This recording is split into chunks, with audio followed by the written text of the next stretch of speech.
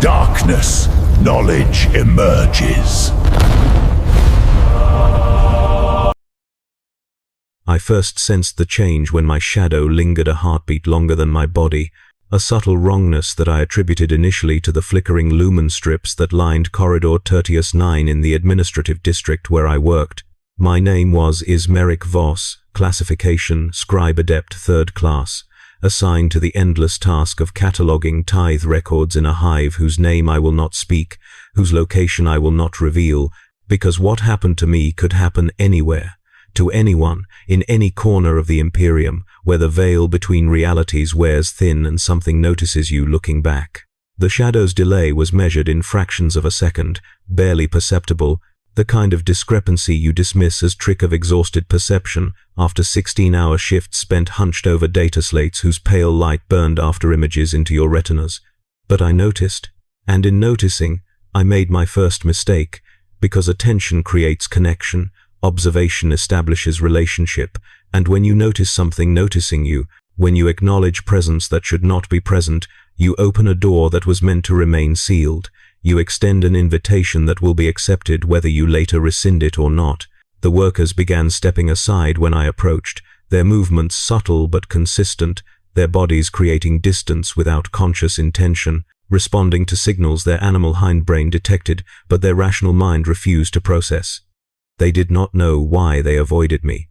If pressed, they would have offered excuses needed to check a manifest, remembered an urgent task, simply preferred different route, but the truth was simpler and more terrible.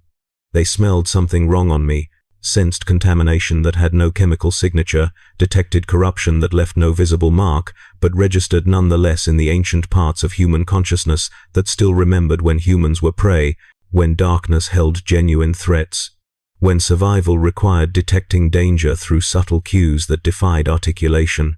I dismissed it as exhaustion.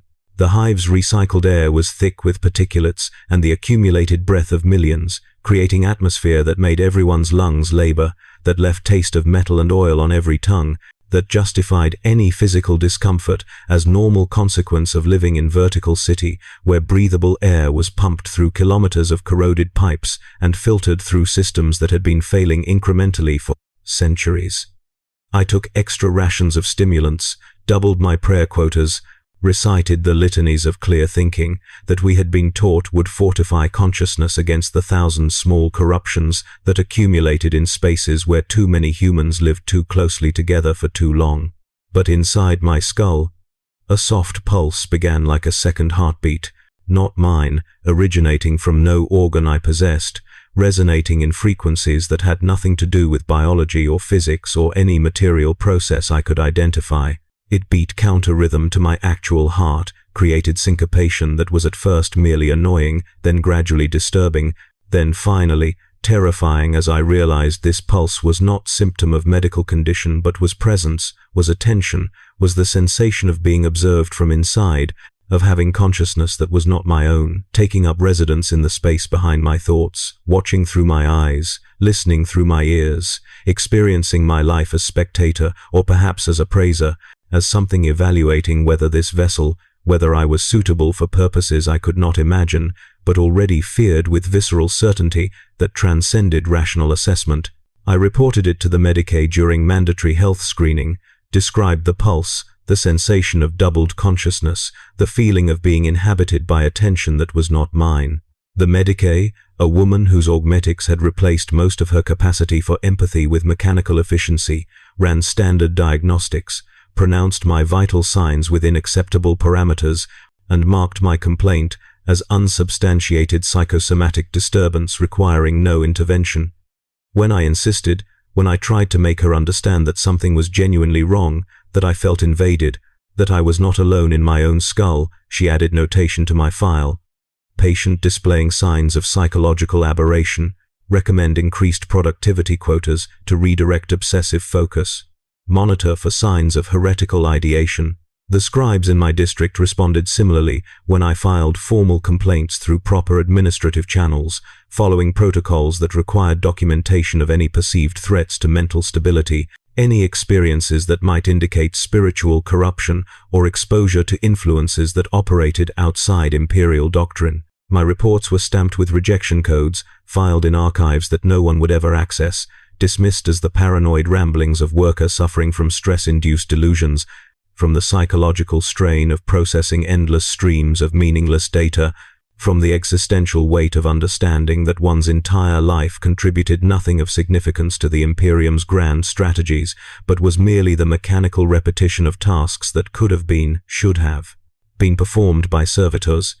Except servitors were expensive and human labor was cheap, and the administratum had learned long ago that keeping humans busy with meaningless work was more effective method of control than allowing them leisure, time to think, to question, to recognize the fundamental absurdity of their existence. I felt the unseen gaze of something vast pressing against my mind with increasing frequency, with growing intensity, with the patient insistence of predator that had identified prey and was now simply waiting for optimal moment to strike, for conditions to align, for resistance to erode sufficiently that taking would be effortless, would be welcomed, would be transformation that prey would accept, because continuing to resist was more exhausting than surrender, because fighting presence that could not be fought was futile, because the only choice remaining was whether to be taken struggling or be taken compliant, and compliance at least offered the dignity of cooperation, of choosing one's fate even when the choice was between two forms of the same doom. The pulse intensified during prayer sessions in the district chapel, grew stronger when I recited the Emperor's praises, became almost deafening when I made the sign of the Aquila and declared my loyalty to the Golden Throne. This should have been my warning, should have been the unmistakable signal that what inhabited me was inimical to everything the Imperium stood for, was antithetical to faith and order and humanity itself. But I rationalized. I told myself that stress was making me hypersensitive, that the pulse was always present, and prayer simply made me more aware of it, that correlation was not causation, and the timing was coincidental rather than meaningful.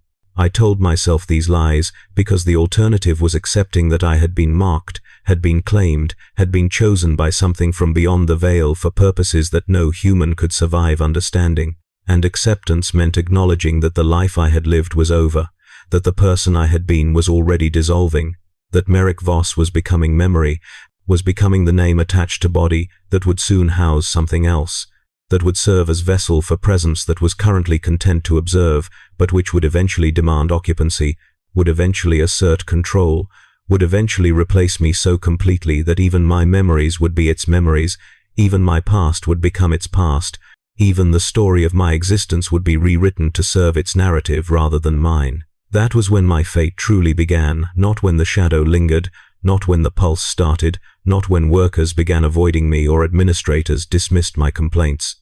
My fate began when I understood what was happening and chose to continue anyway, chose to maintain routine, chose to pretend normalcy despite knowing pretense was futile, chose to walk into work each day and perform my duties and recite my prayers and maintain the fiction that I was still Merrick Voss, still scribe adept, still loyal servant of the Imperium, still human consciousness inhabiting human body according to natural order that had governed existence since humanity first evolved, awareness of itself. But the pulse knew I was lying.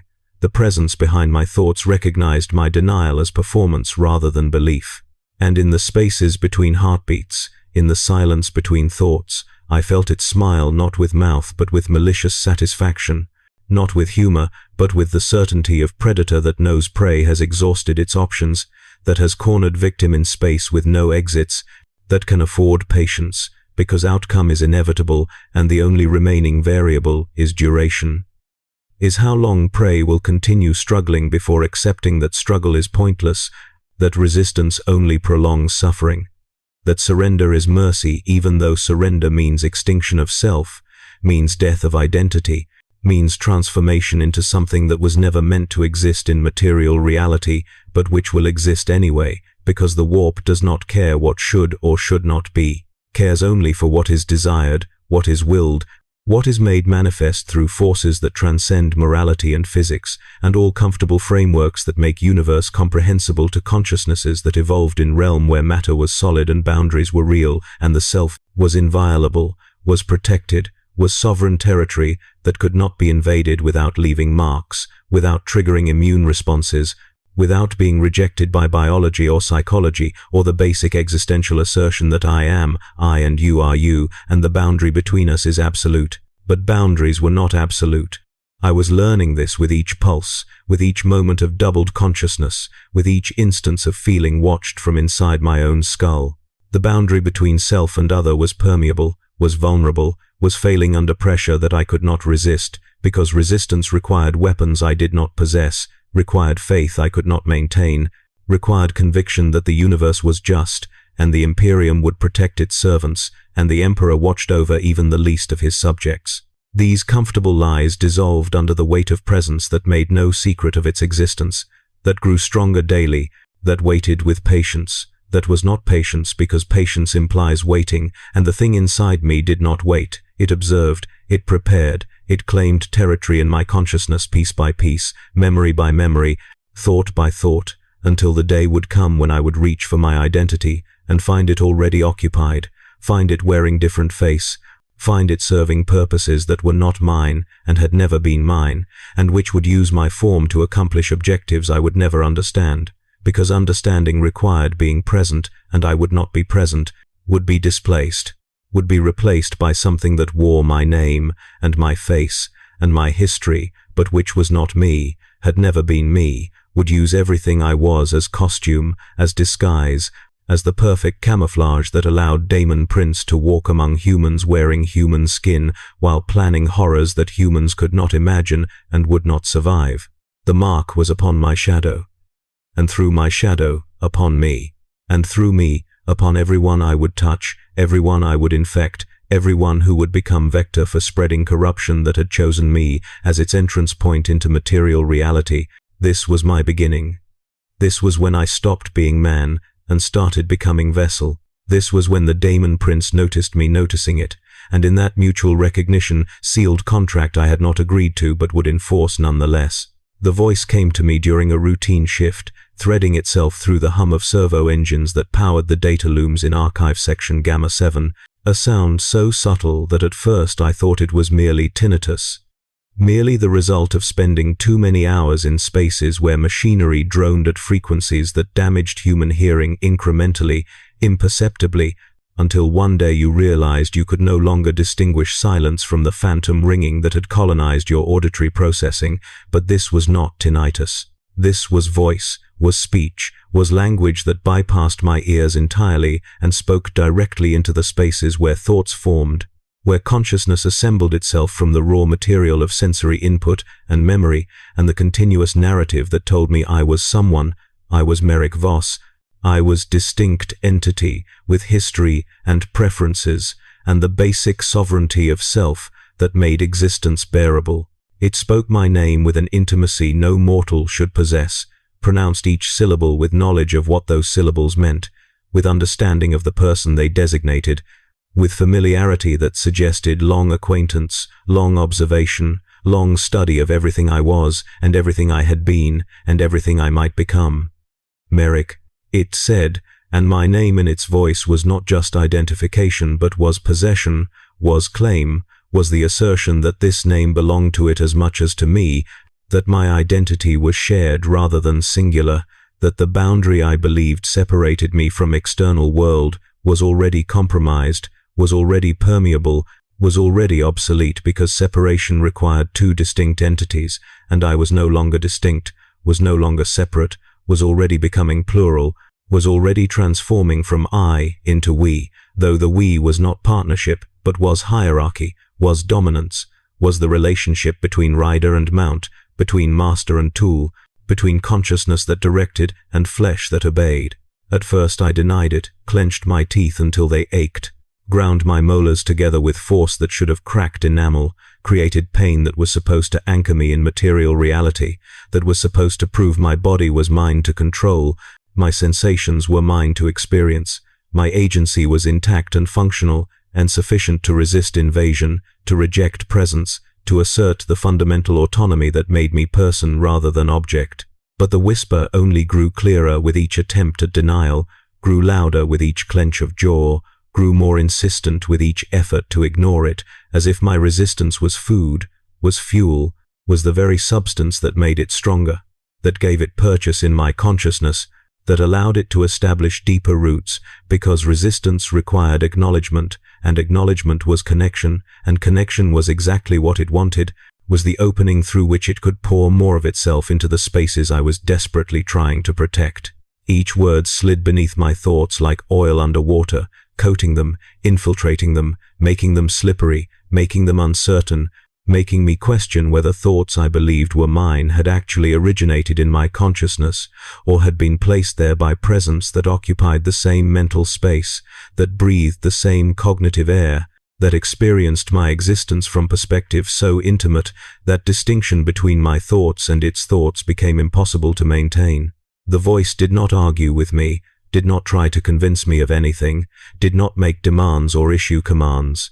It simply spoke, offered observations, made comments about my circumstances with tone that was almost sympathetic, almost understanding, almost friendly in the way predator might be friendly to prey it respected, to quarry that provided good sport, to victim whose suffering was not merely random violence, but was carefully orchestrated entertainment, was art, was the demonstration of power through the meticulous dismantling of resistance that began with whispers and would end with screaming or silence or something worse than either.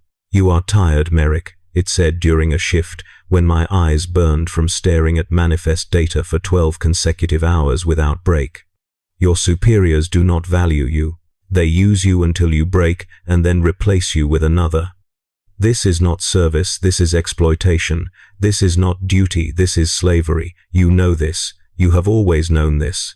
But you suppress the knowledge because acknowledging it would require action, would require change, would require courage you do not possess, because the Imperium has spent your entire life teaching you that courage means obedience, that strength means submission, that freedom means accepting your chains and calling them sacred." The words were true. I recognized their truth even as I tried to reject them, even as I recited prayers meant to fortify my mind against heretical suggestion, even as I performed mental exercises designed to create barriers between sanctioned thoughts and corrupting influences.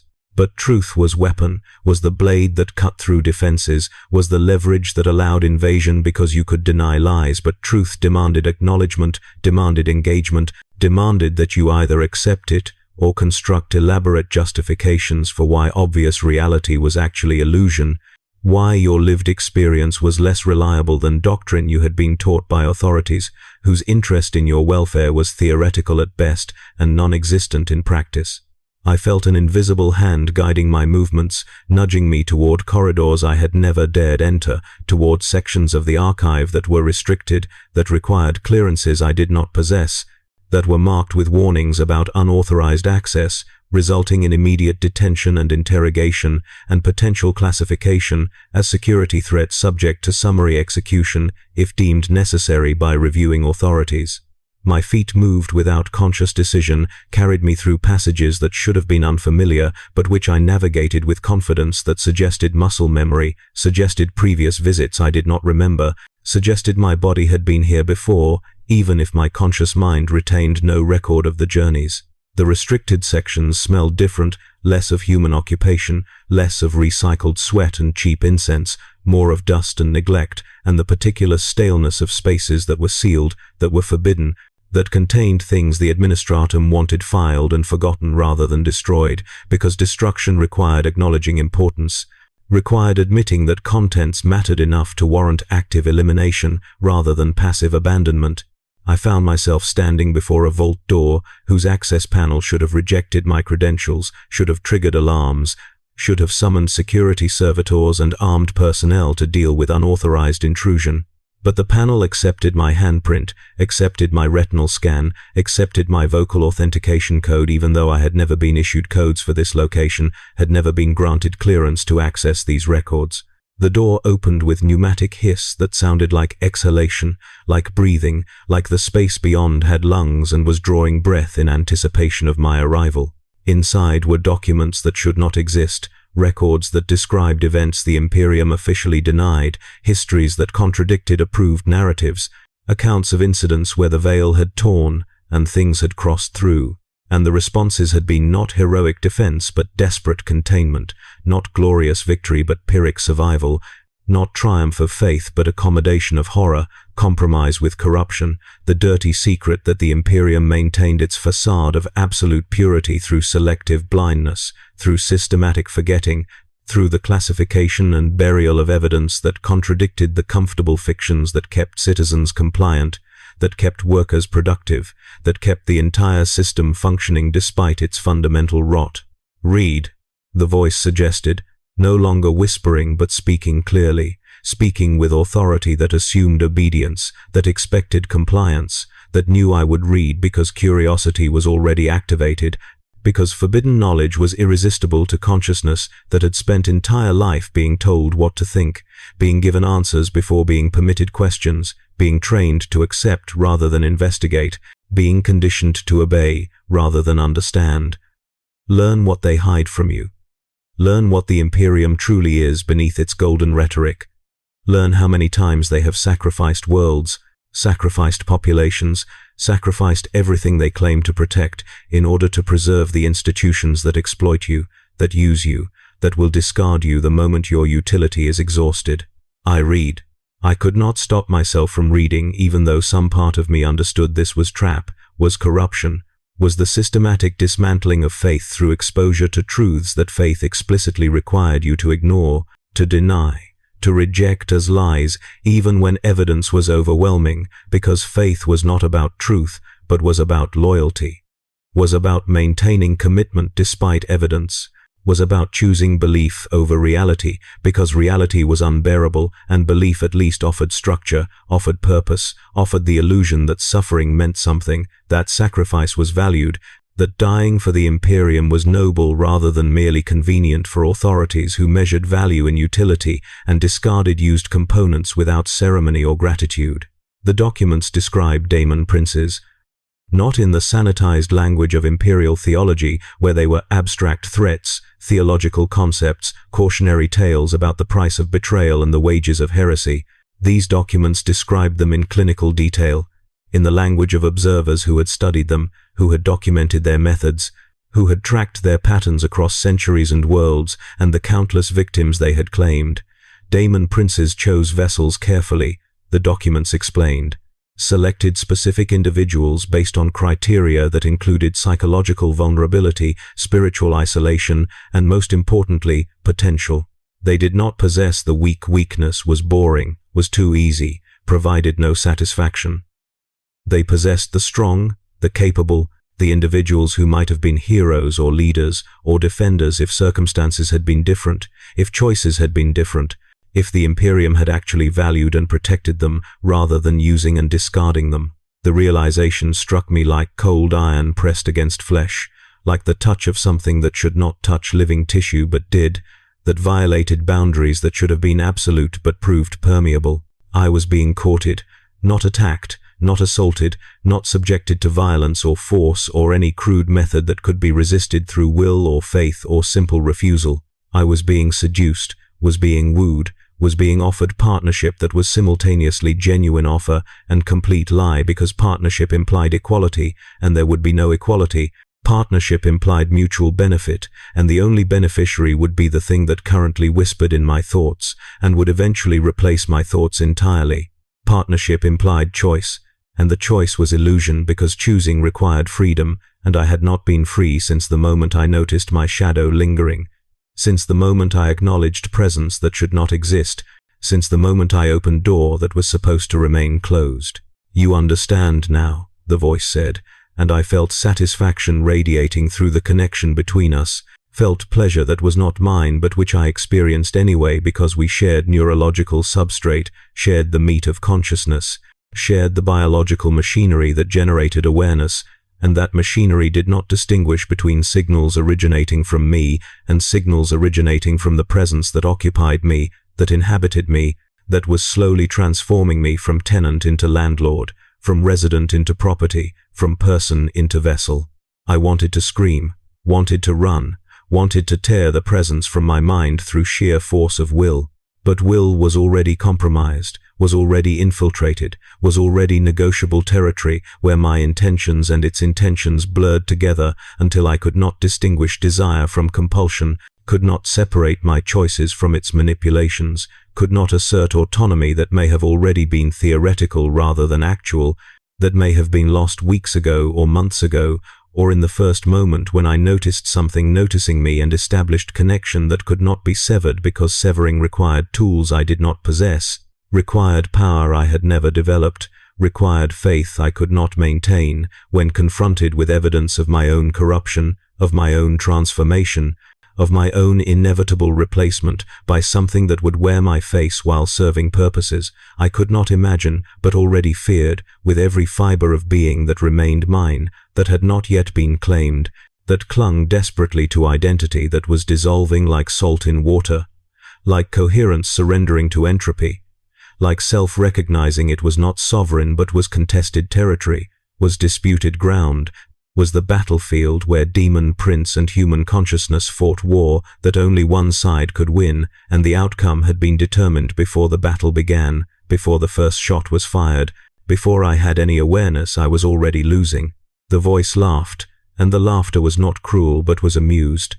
Was the sound of entity that found my suffering entertaining in the way artist finds their work satisfying, in the way creator takes pleasure in creation regardless of whether creation suffers, in the way power enjoys exercising itself for no reason except demonstrating that it can, that resistance is pointless, that the only choice remaining is whether to accept with dignity or be broken into acceptance, whether to walk willingly into transformation or be dragged screaming, whether to cooperate with the inevitable or exhaust yourself fighting what cannot be fought, what has already won, what is merely allowing you to continue believing you have agency, so that the final revelation of your powerlessness will be more devastating, more complete, more perfectly designed to shatter whatever remains of the person you believe yourself to be. I left the vault.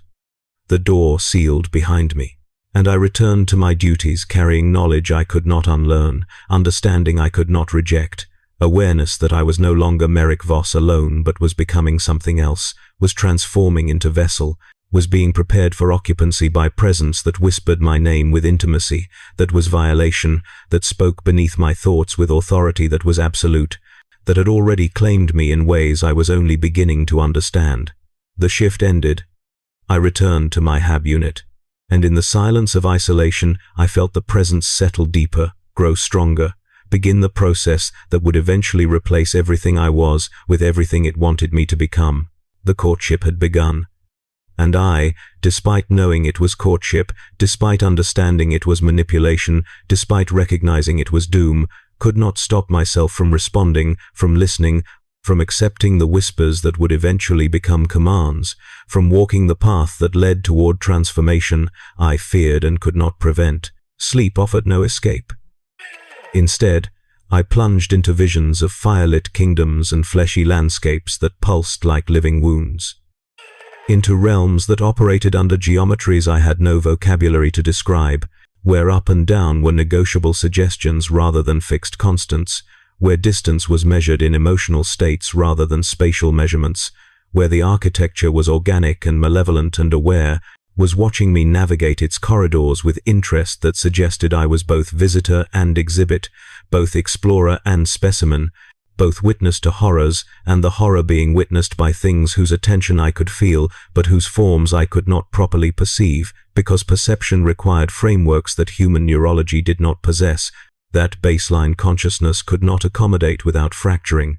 The dreams began the night after I read the forbidden documents, after I left the restricted vault carrying knowledge that infected thought the way disease infected flesh, that spread through consciousness like corruption through meat, that could not be quarantined or excised because knowing was permanent, was irreversible, was transformation that happened at the level of understanding, rather than at level of belief and understanding, could not be undone through prayer or faith, or any psychological exercise designed to restore innocence that was already lost, already destroyed, already replaced with awareness that made innocence impossible, that made comfortable ignorance unachievable, that forced me to see reality without the protective filters that allowed most humans to function without being paralyzed by existential horror. I saw a towering shape in these dreams, a figure whose scale defied measurement, whose height was simultaneously kilometers and infinite, whose form was approximately humanoid but violated humanity in every detail, too many joints, too many angles, proportions that suggested human anatomy but corrupted it, exaggerated it, transformed it into something that was parody and perfection simultaneously, that mocked what humans were while demonstrating what humans could become if boundaries were removed, if limitations were transcended, if consciousness was liberated from flesh's tyranny and allowed to remake flesh according to will rather than according to evolution's slow, blind, purposeless optimization for survival in environments that no longer existed. The figure was crowned in ruin, wore headdress constructed from broken thrones and shattered symbols of authority, from the remnants of empires that had fallen and civilizations that had been consumed, from the accumulated wreckage of order that had been systematically dismantled to demonstrate that order was temporary, was fragile, was always vulnerable to the chaos that existed beneath surface, that waited patiently for cracks to appear, that would eventually reclaim everything that had been built, because building was temporary act, while destruction was eternal return, was the natural state to which all structure eventually reverted because entropy was law and order was merely local decrease in entropy that would be paid for eventually, that would be balanced by increase elsewhere, that would demonstrate the universe's fundamental hostility to complexity, to organization, to meaning.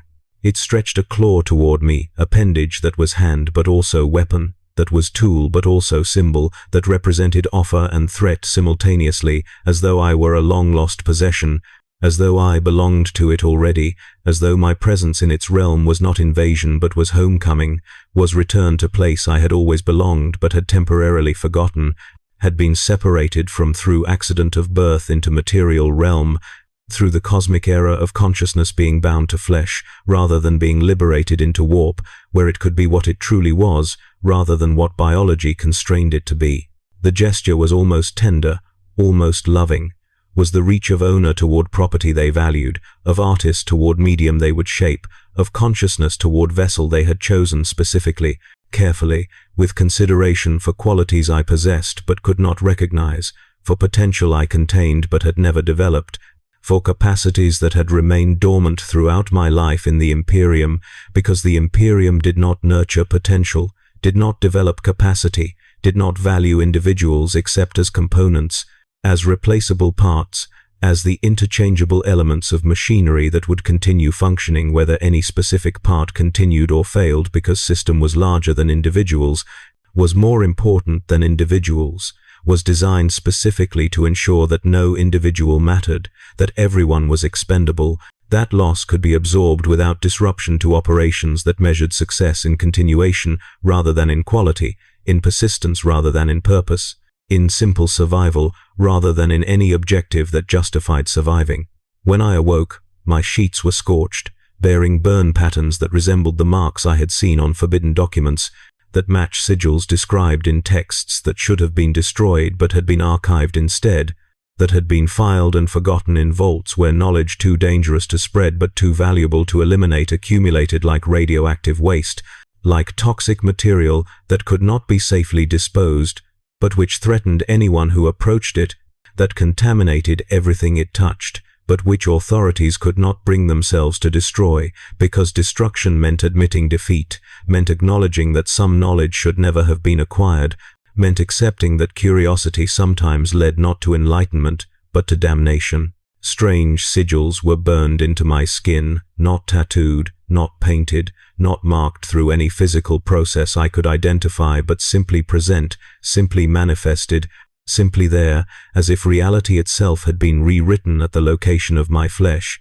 as if the boundary between dream and waking had dissolved during sleep, as if what happened in visions was not metaphor, but was actual event that occurred in dimensions that included but transcended material reality, that could reach across from immaterial to material and leave traces, leave marks, leave evidence that dreams were not merely neurological processes but were actual travels, actual journeys to places that existed independent of my consciousness, even though my consciousness was required to perceive them.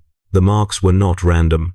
They formed patterns, geometric configurations that suggested language I could not read, but whose meaning I somehow intuited, whose significance bypassed conscious interpretation and wrote itself directly into deeper levels of awareness, into the ancient parts of consciousness that predated language, that processed information through emotion and instinct, and the visceral knowledge that some things were wrong, were dangerous, were violations of natural order that should not exist but did, that had crossed from impossible to actual through mechanisms I did not understand, but which I was beginning to experience, to embody, to become. I begged the Medicae to excise them, presented myself at the district medical facility during morning intake hours when the waiting room was crowded with workers suffering from the usual injuries and illnesses that characterized hive existence, industrial accidents, respiratory diseases, infections from contaminated water, malnutrition despite adequate caloric intake because nutrients were processed out of rations to extend shelf life, the accumulated physical toll of living in environment that was hostile to human biology but which humans occupied anyway because there was nowhere else to go, because the hive was all we knew, because the Imperium had packed billions into vertical cities and declared this acceptable, declared this necessary, declared this the price of civilization that we would pay without complaint because complaint was disloyalty and disloyalty was heresy and heresy was death. The Medicae who examined me, a different one this time, a man whose augmetics were fewer but whose eyes carried the exhaustion of someone who had seen too much suffering to feel compassion anymore, who had processed too many casualties to maintain the fiction that individual lives mattered, who had learned through repetition that bodies were just meat, that consciousness was just electrical activity, that people were just biological machines whose continued operation was statistically insignificant in context of populations measured in billions, recoiled when he saw the marks, stepped back with movement that was involuntary, that was instinctive, that was the body's wisdom overriding conscious thought and screaming danger, screaming flee, screaming that proximity to me was contamination, was risk, was threat that his rational mind could not yet articulate, but which his hindbrain recognized immediately. He declared the marks beyond sanctioned intervention, which was Medicae terminology for, this is not medical problem, but is spiritual problem, and spiritual problems are outside our jurisdiction, are the domain of the ecclesiarchy, are issues that we will not address, because addressing them would require acknowledging that material medicine has limits, that physical reality is not complete reality, that the universe contains forces we cannot treat with surgery and drugs, and the standard toolkit of flesh repair that we have been trained to use. But what he meant, what he communicated through the fear in his eyes, even as his mouth spoke bureaucratic euphemisms, was that I was damned, was corrupted, was vessel being prepared for something he did not want to name, because naming would make it real, would make it his problem, would obligate him to report me to authorities who would respond not with help, but with elimination, not with salvation, but with containment, not with mercy, but with the expedient solution of destroying vessel before whatever claimed it could complete its work, could manifest fully, could use my form as gateway through which it could enter material reality and begin whatever horror it had planned for this hive, for this world, for the countless souls who existed here in comfortable ignorance that was about to be shattered if I was not stopped, if I was not killed, if I was not burned before the transformation could complete. He stamped my file with codes I did not recognize, made notations I was not permitted to read, and dismissed me with instructions to report to administratum authorities for spiritual assessment and potential reclassification. This was death sentence phrased in bureaucratic language, was the official procedure for identifying heretics, was the first step in process that would culminate in interrogation and execution and the systematic erasure of my existence from all records because the Imperium did not execute citizens, did not admit failure, did not acknowledge that despite all precautions and prayers and the constant vigilance of institutions designed to protect humanity from itself, corruption still occurred, demons still claimed vessels, the warp still reached through the veil and seized individuals who had done nothing to deserve their fate except exist in wrong place at wrong time, with wrong psychological profile that made them suitable targets for entities whose existence the Imperium officially denied while simultaneously devoting vast resources to fighting them. The Daemon Prince had begun reshaping me from within, was working changes that started at metaphysical level and were only now becoming physical, were only now manifesting in ways that material senses could detect, that left marks on flesh, that transformed body to accommodate presence that was too vast to fit inside baseline human form without modification, without adaptation, without the systematic reconstruction of vessel to suit occupants' requirements. I felt my bones aching not from injury but from growth, from restructuring, from the slow alteration of skeletal architecture to create framework that could support what I was becoming, that could house consciousness that was too large, too complex, too powerful for standard human neurology to contain. And I feared I no longer had the strength to resist. The whispers had become constant, had become background to all thoughts, had become the foundation upon which my consciousness now rested rather than intrusion into consciousness that I could potentially reject. Resisting meant fighting myself, meant opposing impulses that felt native, meant denying desires that seemed authentic even though I intellectually knew that they were not mine, were not organic to my identity, were implanted by presence that occupied me. That was slowly replacing me. That was transforming me from person into puppet, from autonomous being into mechanism controlled by will that was not my own. I returned to my HAB unit, rather than reporting to authorities as instructed, chose temporary defiance over immediate doom, chose brief freedom over the certainty of interrogation that would be torture, of assessment that would be condemnation, of reclassification that would be death.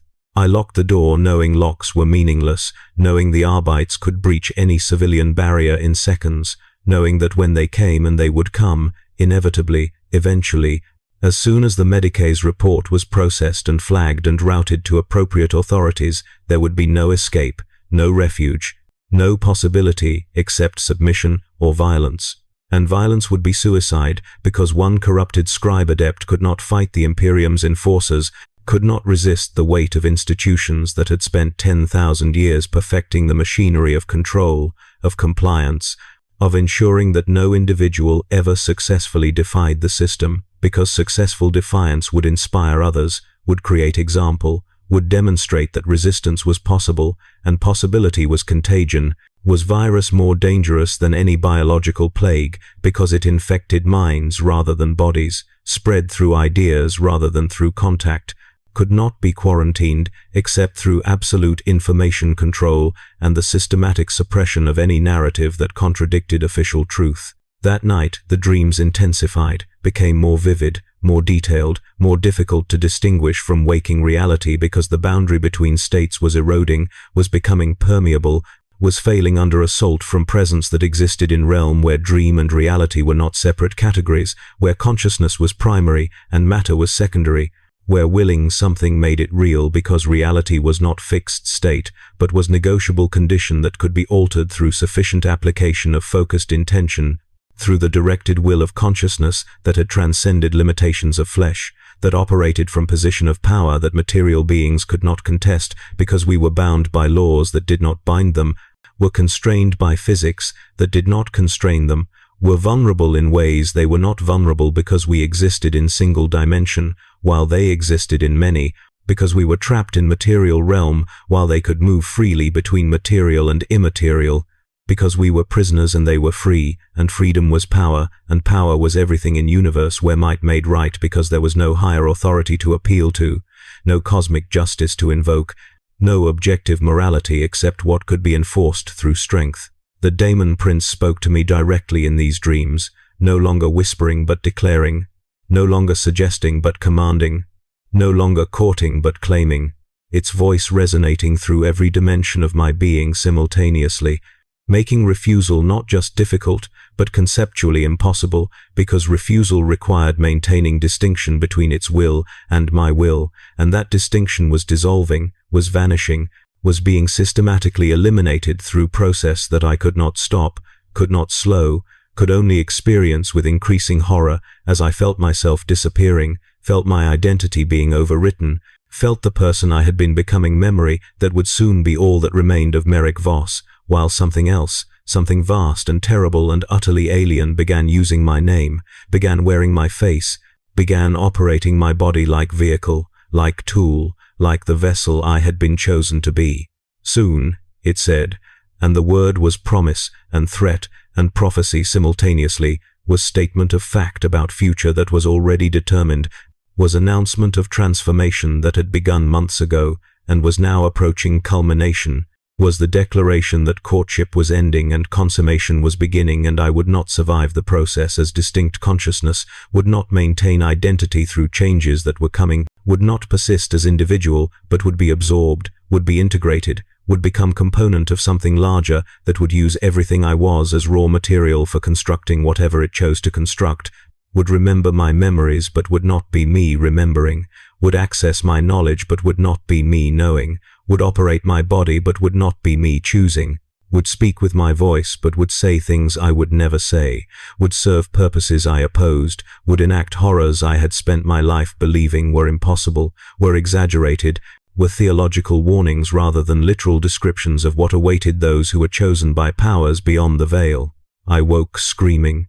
The walls of my hab unit were covered in burns, in marks, in sigils that had spread from my flesh to environment, that were rewriting reality in expanding radius around me, that were transforming my living space into temple, into shrine, into consecrated ground that served not the Emperor but served something else, something that the Emperor's forces had fought for 10,000 years, something that the Imperium existed to oppose, something that I was becoming vessel for despite never choosing this fate, despite wanting nothing except to continue my meaningless existence as scribe adept, despite being loyal servant who had done everything asked, who had followed every rule, who had prayed every prayer and performed every duty and maintained every fiction that made the Imperium's exploitation bearable. But bearing exploitation was not enough. Loyalty was not protection. Faith was not shield. And I, despite doing nothing to deserve this fate, was being transformed anyway because the Daemon Prince had chosen me, and its choice was absolute, was irresistible, was the inevitability that came from being noticed by power that transcended mortal agency, that operated under rules where consent was irrelevant, where resistance was entertainment, where my suffering was the point, was the purpose, was what made me valuable as vessel, because consciousness that suffered willingly was boring, but consciousness that suffered while desperately trying to prevent its own suffering was exquisite, was art, was the demonstration of power through the meticulous destruction of everything victim held dear, starting with autonomy and ending with existence itself. The dreams borrowed from hell were not ending. They were becoming permanent reality. The boundary between sleeping and waking was collapsing, and I, trapped in flesh that was no longer fully mine, could only watch as transformation accelerated toward conclusion I could not prevent, could not escape, could not survive as the person I had been. The body remembers what it was. Mine forgot. It began with small treasons. A finger that bent backward when I reached for a data slate, the joint reversing with a wet click that sent clerks stumbling from their stations. A shoulder blade that shifted beneath my robes, creating angles that human anatomy does not possess. I would catch my reflection in polished surfaces and see my silhouette wrong too many protrusions, too many spaces where bone should be solid. The pain was not immediate. That would have been a mercy. Instead, there was pressure. Constant, building pressure, as if my skeleton were trying to accommodate something that required more space than flesh could provide. I felt my ribs expanding during moments of anger, stretching my skin until I could see the individual bones pressing outward like fingers testing fabric. When the rage passed, they would contract again, but never quite to their original positions. Each episode left me subtly altered, incrementally less human. My eyes were the worst betrayal. I noticed it first when reviewing inventory logs. The page reflected in my pupils showed symbols that were not written there. Shapes that moved independently of the text, geometric patterns that hurt to perceive directly. I blinked, rubbed my eyes with trembling hands, looked again. The symbols remained, dancing in the reflection of my gaze. Colleague scribe Janice saw it during morning prayer recitation. We stood in rows as we had for years, murmuring the standard devotionals, when she glanced toward me and her face went absolutely white. Not pale white, as if every drop of blood had fled to her core. She stopped mid-prayer, hands rising in the sign of the Aquila but shaking so violently the gesture became meaningless. Then she backed away, whispering prayers in a voice tight with terror, and within 3 steps she was running, her robes flapping as she fled down the corridor. Others followed her example. Not all at once, that would have been too obvious, too organized. Instead, a gradual exodus. Clerks who had shared my workstations for decades suddenly discovered urgent business elsewhere. Scribes who had taken meals with me for years found reasons to eat at different times. When I walked the corridors, conversations died. When I entered archive chambers, they emptied. I became a space of silence in the constant administrative drone of the hive. The administratum's response was predictable in its cold efficiency. I received the reclassification notice on the 8th day after Janice fled. Standard parchment, standard ink, standard bureaucratic language that reduced my transformation into approved terminology. Scribe Adept Merrick Voss hereby reclassified as potential vector of heretical disturbance, classification Theta 9, all standard duties suspended pending ecclesiastical review. Subject to be confined to inspection chamber 47 Delta for observation and potential remediation or termination as circumstances warrant. They came for me during evening shift. Not soldiers. The administratum does not waste military resources on mere scribes. Instead, 3 functionaries with autoquills and tranquilizer protocols. They did not speak to me except to confirm my designation number. They did not look at my eyes. One of them held a purity seal between us like a shield as they escorted me through corridors I had walked 10,000 times. Inspection chamber 47 Delta was a cube. 4 meters to a side, ferrocrete walls painted the gray of forgetting, a single lumen strip that flickered with the inconsistency of low-priority power allocation, a cot, a waste reclamation unit, a surveillance lens in the ceiling that tracked my movements with the patience of the utterly inhuman. They sealed the door with a magnetic lock that hummed with the finality of a grave closing. I thought the walls would provide safety, containment, a barrier between my changing flesh and the rest of the hive's uncorrupted population. I was catastrophically wrong. The walls were nothing. The demon, if demon was even the correct word for what inhabited me, did not care about ferrocrete or magnetic seals. It cared only about the flesh it was remaking. The first night in confinement, I felt my skin move. Not twitch, not spasm, move, deliberately, with purpose and intelligence. I was lying on the cot, staring at the ceiling, when I felt something beneath the skin of my forearm shift position. Not muscle, not bone. Something else, something with its own volition. I watched, paralyzed by horror and fascination, as a ridge formed beneath the surface, a line of flesh rising as if something were running a finger along the inside of my arm. The ridge moved up toward my elbow, then down toward my wrist. Testing, exploring, learning the boundaries of its cage. I tried to remain still, tried to breathe normally, tried to convince myself this was hallucination, stress-induced psychosis, anything but the reality my senses reported. But the ridge continued its journey, and I felt the distinct sensation of something that was not me examining the interior of my flesh with methodical curiosity. Then it happened elsewhere, my chest, my back, my legs. Ridges formed and moved beneath my skin like worms beneath mud, creating patterns that hurt to perceive because they suggested geometries that human tissue should not be able to assume. I looked down at my body and saw it writhing, saw my skin rippling with movements that originated from within, and I understood with sudden, absolute clarity what was happening. The demon was not entering me. It was awakening inside me. I had been wrong about everything. The voice in the archives, the dreams, the symbols burned into my skin, these were not invasion. They were recognition. The thing that wore the title of Daemon Prince had not chosen me as an empty vessel to fill. It had chosen me because I already contained what it needed. A seed. A fragment. A piece of itself that had been sleeping in my flesh since birth, perhaps since conception, waiting for the moment when it could bloom. I was not being possessed. I was being remembered. The demon was remembering itself through my transformation. My human form was the forgetting. The changes were awakening. I screamed then. Not in pain, though there was pain, constant and building, but in the terrible comprehension that I had never been wholly human, that Merrick Voss, scribe adept 3rd class, had been a temporary condition, a chrysalis, a necessary stage before metamorphosis. The surveillance lens watched, recorded, transmitted my screams to whatever functionary monitored potential vectors of heretical disturbance. No one came. No one would come. The Imperium had 10,000 protocols for dealing with possessed individuals, but all of them assumed the daemon was external, separate, removable. There was no protocol for what I had become. a human who was simultaneously the daemon's cage and its true form. Days blurred, the skin movements became constant. My bones clicked into new configurations whenever emotion spiked. Anger made my spine extend, fear compressed my ribcage, despair caused my finger bones to multiply at the joints. I stopped looking at my reflection in the waste reclamation unit's metal surface.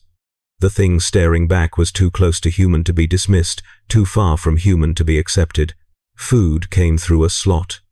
I ate mechanically, though I suspected my body no longer needed conventional sustenance. The surveillance lens tracked my every movement. Sometimes I spoke to it, confessing details of my transformation as if confession could somehow absolve me. The lens did not reply, it only watched, unblinking, as I documented my own dissolution. On the 7th night of confinement, I felt something new, not movement beneath my skin, but presence, a consciousness that was not mine, yet was not entirely separate. It was waking up. The Daemon Prince, the thing I was becoming, was approaching full awareness, and as it woke, I felt myself dimming, not dying, fading, becoming background to something larger, something that had been using my life as a dream from which it was finally rousing. I pressed my hands against the ferrocrete walls and felt them warm beneath my touch, not from body heat, from something else. The walls began to show patterns, the same symbols I had seen in my eye reflections, now spreading across supposedly inert stone. The marks were not appearing on the walls. They were being revealed, as if they had always been there and only now were becoming visible. The cage was an illusion. The walls were an illusion. The Imperium's containment protocols were children's stories told to comfort a species that believed it controlled the materium. I laughed.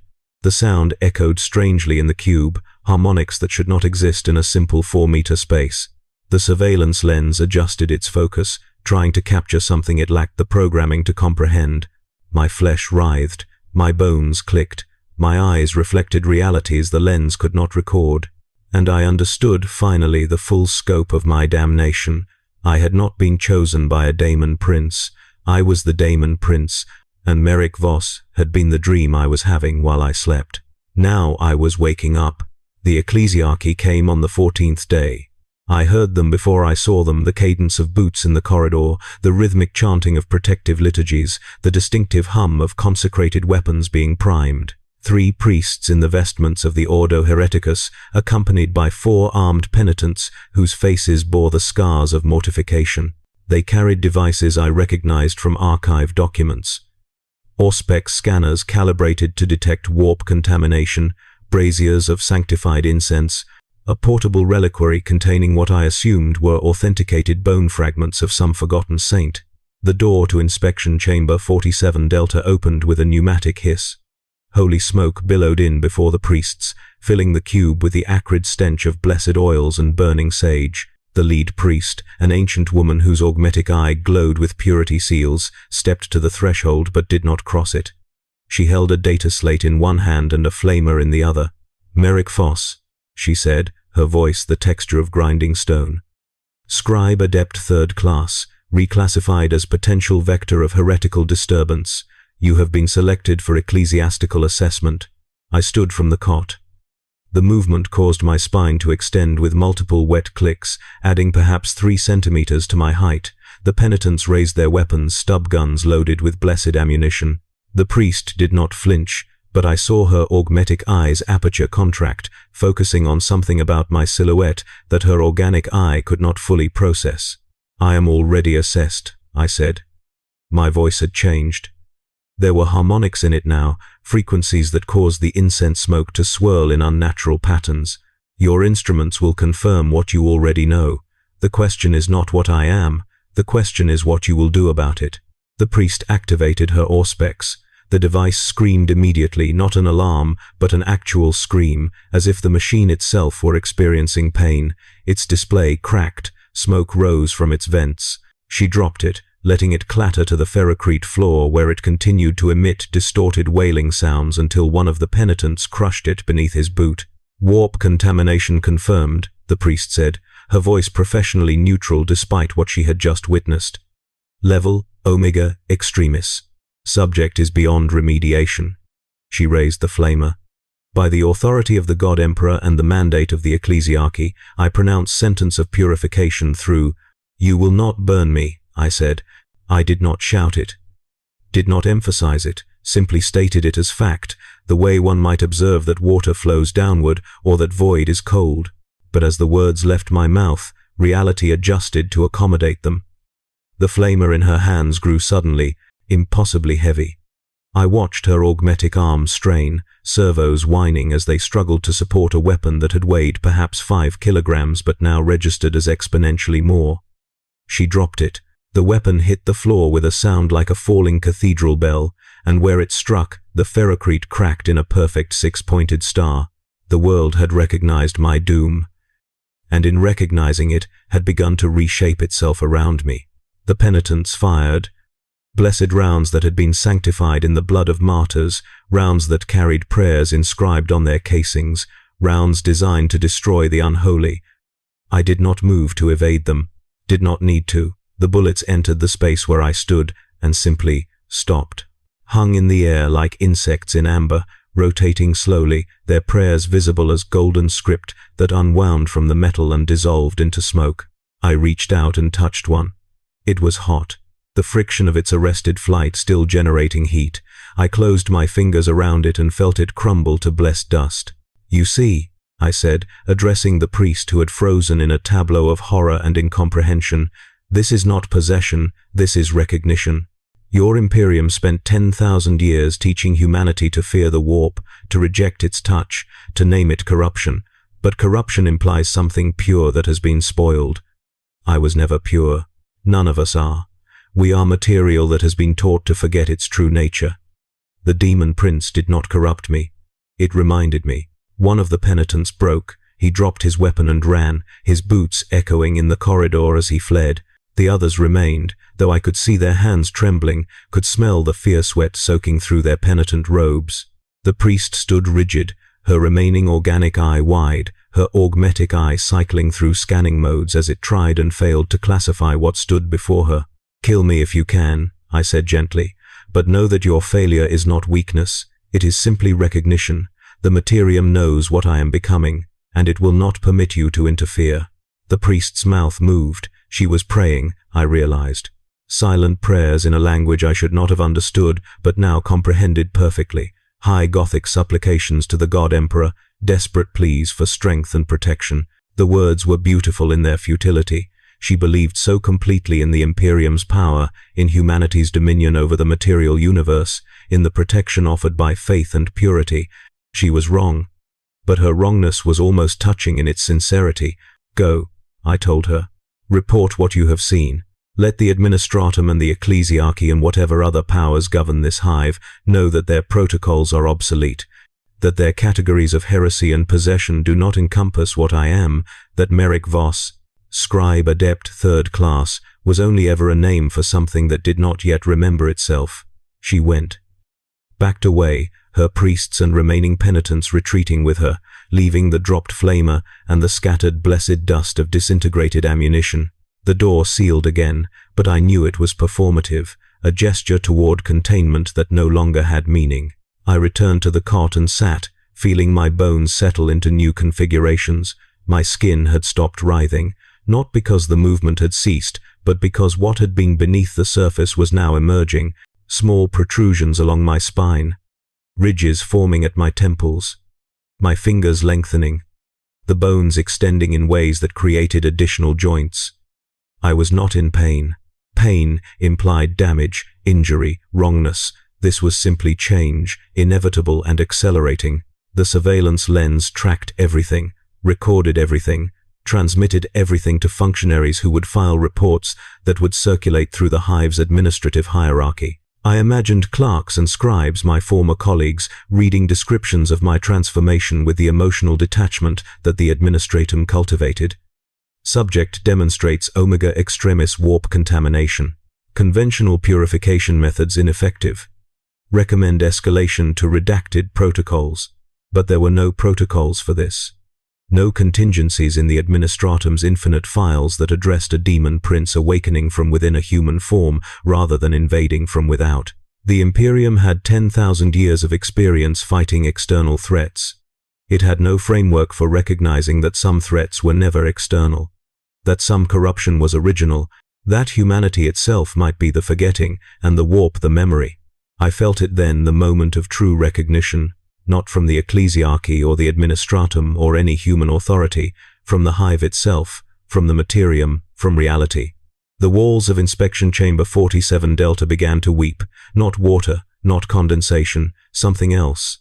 A fluid that reflected colors that human eyes were not designed to process, that dripped upward as often as down, that pooled in corners and formed shapes that suggested symbols without quite becoming them. The ferrocrete was not decaying, it was acknowledging, admitting that its solidity was negotiable, that its physical laws were locally suspended, that something had entered its vicinity that it could not contain through mere material barriers. The lumen strip flickered and went out, but the chamber did not darken. Instead, I began to glow, softly at first, a subtle luminescence emanating from my skin as if I had swallowed starlight, then brighter. The light had color I could not name, existed in spectrums beyond visible range, but somehow remained perceptible. It cast shadows that moved independently of my body, that had more limbs than I possessed, that suggested the shape I was becoming rather than the shape I wore. I stood and approached one of the weeping walls, placed my palm against it, felt it warm beneath my touch, felt it respond to my presence like a living thing, recognizing its superior. The ferrocrete rippled. Patterns spread from my hand, the same six-pointed star that had formed where the flamer fell, but larger, more complex, fractaling outward until the entire wall was covered in geometry that hurt to perceive directly. "You see me," I whispered to the wall, to the chamber, to the hive that surrounded me with its billions of ignorant inhabitants. "You recognize what I am becoming, and you cannot refuse me."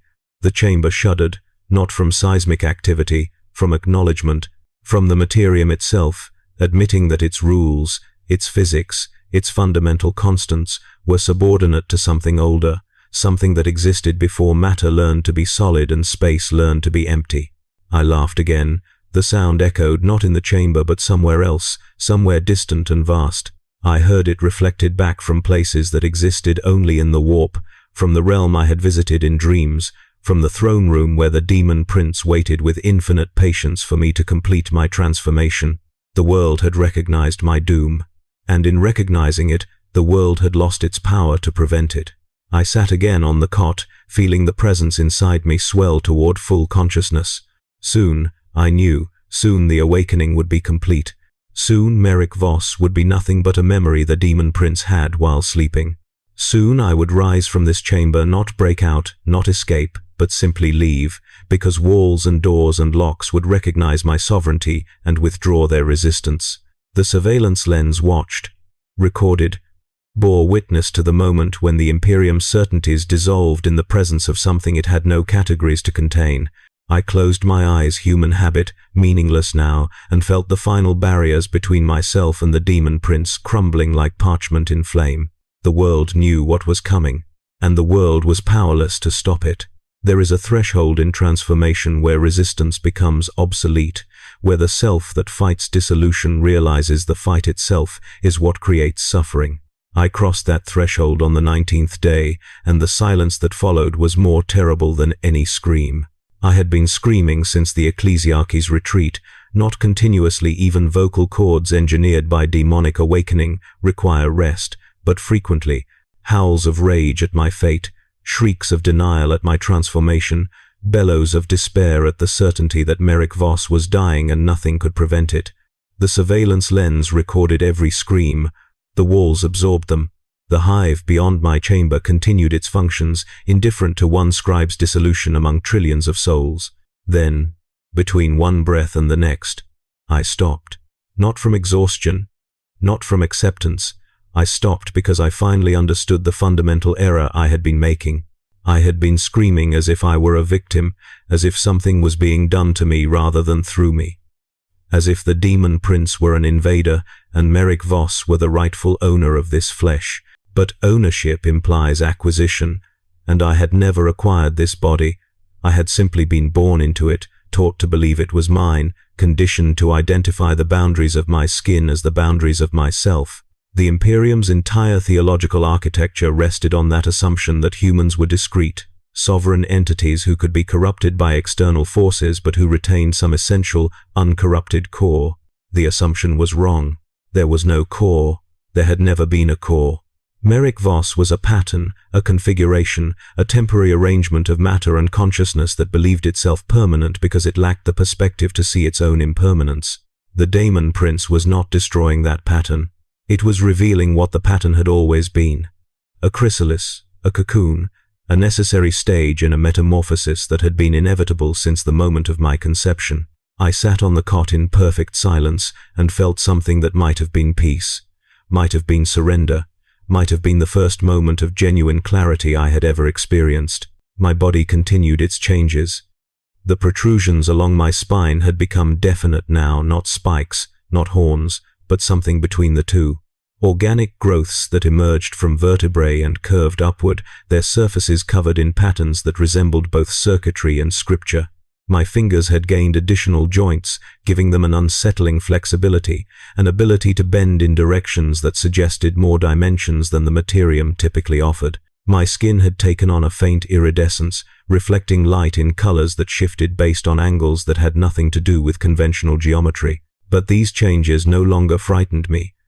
They were simply facts, data to be observed and recorded with the same detachment I had once applied to inventory discrepancies and requisition errors. The chamber had completed its own transformation. The walls no longer wept, they had moved beyond weeping to something more fundamental. They had become permeable, not physically. The ferrocrete remained solid, still registered as matter, still blocked passage in the conventional sense. But they were permeable to meaning, to intention, to the will that was awakening inside me. I could feel the hive beyond them. Not see through them, but feel. The billions of souls going about their brief lives, the endless corridors and administrative districts, the manufactorums and hab blocks and waste reclamation facilities, all of it present to my awareness like organs in a body I was beginning to inhabit. On the 21st day, I spoke for the first time since falling silent. "I am ready," I said to the empty chamber. The words were not directed at the surveillance lens or any human authority. They were directed inward, toward the presence that had been growing in my consciousness since the night my shadow changed. The Daemon Prince, the thing I was becoming, the truth I had been fleeing. The response was immediate and overwhelming. My vision inverted. The chamber disappeared, replaced by the throne room I had visited in dreams. But this was not a dream. I was present, fully conscious, standing on obsidian floors that reflected a sky full of impossible stars. The throne rose before me, carved from material that was simultaneously stone and flesh, adorned with symbols that my human education had taught me were heretical, but my expanding consciousness recognized as fundamental truths. And on the throne sat the Daemon Prince. I had seen it before in dreams, but this was different. This was complete. The figure was massive, 3 meters tall at least, its form humanoid but enhanced, perfected, transcended. Skin like burnished bronze, marked with the same patterns that now adorned my own flesh. Eyes that burned with intelligence that had witnessed the birth and death of stars. Wings not angelic, not demonic in the simplistic sense, but organic structures that seemed to exist partially outside conventional space, their edges blurred by proximity to dimensions I could perceive but not fully comprehend. The Daemon Prince smiled. The expression was terrible in its genuine warmth. "Hello, Merrick," it said. Its voice was my voice, but deeper, older, layered with harmonics that suggested vast age and vaster knowledge. "You have done well, better than most. The screaming usually lasts longer. I should have been terrified. Should have fallen to my knees or attempted to flee or called on the God Emperor for protection, but I did none of those things. Instead, I walked forward, my footsteps echoing on obsidian, until I stood at the base of the throne. "Why?" I asked. Not why me, I understood that now, but why this way? Why the slow dissolution? Why the dreams and the voice and the gradual awakening rather than simple, immediate possession? The Daemon Prince leaned forward, its burning eyes meeting mine. "Because," it said, "you are not a vessel I am filling. You are a seed I planted. 10,000 generations ago, when your ancestors first looked into the warp and felt its touch, I was there. I have been sleeping in your bloodline, waiting for the right combination of genetics and circumstances and cosmic timing. You are not Merrick Voss, who is being possessed by a Daemon Prince. You are the Daemon Prince who has been dreaming it was Merrick Voss. And now, finally, you are waking up. The words should have been horrifying. Should have represented the ultimate violation, not just possession, but the revelation that I had never been real, that my entire existence had been a dream something else was having. But instead, I felt relief. Profound, overwhelming relief. Because if I had never been real, then I had nothing to lose. If Merrick Voss was only ever a temporary delusion, then his death was not death but awakening. What happens now? I asked. The Daemon Prince stood. Its full height was glorious and terrible, its presence so intense that the throne room seemed to contract around it, reality bending to accommodate its sovereignty. Now, it said, you stop being the dream. Now you remember what you are. Now the flesh completes its metamorphosis, and you rise from that pathetic chamber in that pathetic hive and take your place among the principalities of the warp. Now you stop screaming because there is nothing left to mourn. It reached out one massive hand. I looked at my own hand, still partially human, still bearing some resemblance to Merrick Voss's fingers, and raised it to meet the Daemon Prince's grasp. Our hands touched, and I remembered, not human memories, not the petty concerns of a scribe adept's life. I remembered eons. I remembered the warp before the Imperium, before humanity, before the material universe had fully cooled from its creation. I remembered choosing this particular bloodline, this particular genetic sequence, embedding myself in human DNA like a virus that would lie dormant until conditions were perfect for expression. I remembered watching the generations pass, watching my host ancestors live and die without ever knowing they carried the seed of a Daemon Prince in their cells. I remembered patience measured in millennia, purpose measured in cosmic scales, power that had been deliberately suppressed, deliberately forgotten, deliberately hidden beneath layers of humanity until the moment was right for revelation.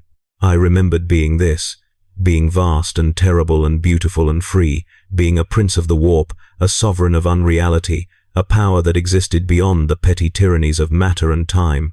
And I remembered choosing to forget, choosing to dream the dream of Merrick Voss, to experience limitation and weakness and mortality, because the awakening would be sweeter for having truly forgotten what I was.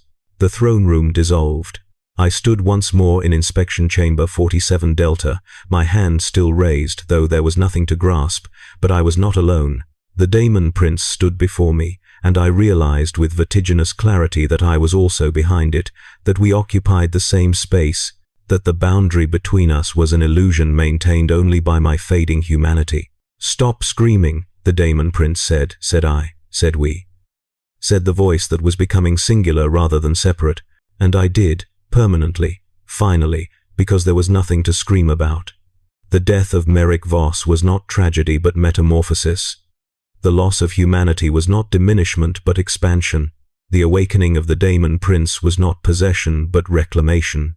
I looked at my hands and saw them changing in real time now. Saw the human fingers elongating, the skin taking on the burnished bronze quality of the figure in my vision, the bones restructuring into configurations that would allow for greater strength, greater dexterity, greater capacity to shape reality according to will rather than physical law. I looked at the walls and saw them recognize my sovereignty, saw the ferrocrete acknowledge that it could not contain what I was becoming, saw the surveillance lens crack, its recording equipment unable to process the wavelengths of light my body now emitted. I looked inward and saw the final vestiges of Merrick Voss dissolving like morning mist. Saw his memories becoming mine rather than me being his.